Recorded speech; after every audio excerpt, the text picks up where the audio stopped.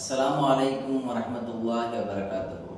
அன்புமிக்க இறையடியார்களே, நாம் ரமலானுடைய மாதத்தை அடைந்திருக்கின்றோம். ரமலானுடைய மாதத்தில் அல்லாஹு தஆலா நமக்கு பலவற்றை ஹலாலாக்கி இருக்கின்றான்.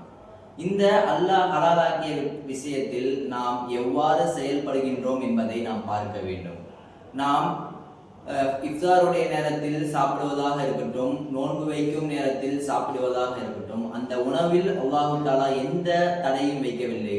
அந்த உணவில் நாம் வீண்விரயம் செய்வதில் தான் தடையை வைத்திருக்கின்றான் என்பதை நாம் உணர வேண்டும். அன்புமிக்கவர்களே, அல்லாஹு தஆலா தன் திருமறையில் சொல்லி காட்டுகின்றான், குலு வஷ்ரபு வலா துஸ்ரிஃபு, உண்ணுங்கள் பருகுங்கள், வீண்விரயம் செய்யாதீர்கள் என்பதாக சொல்லி காட்டுகின்றான். இதில் அல்லாஹு தஆலா முதல் ஆணையாக உண்ணுங்கள் பருகுங்கள் என்று சொல்வது பொதுவானது. எவ்வளவு வேணாலும் உண்ணுங்கள், எவ்வளவு வேணாலும் பருகுங்கள் என்று அல்லாஹ்வுடைய கட்டளை. ஆனால் அதற்கு பிறகு அல்லாஹு தஆலா ஒன்றை சொல்லுகின்றான், வலா துஸ்ரிஃபு, நீங்கள் அதில் வீண் விரயம் செய்யாதீர்கள் என்பதாக சொல்லி காட்டுகின்றான். அதற்கு பிறகு அல்லாஹு தஆலா சொல்லி காட்டுகின்றான், இன்னல்லாஹ லா யுஹிப்புல் முஸ்ரிஃபீன், அல்லாஹு தஆலா வீண் விரயம் செய்பவர்களை விரும்புவதில்லை என்பதாக சொல்லி காட்டுகின்றான்.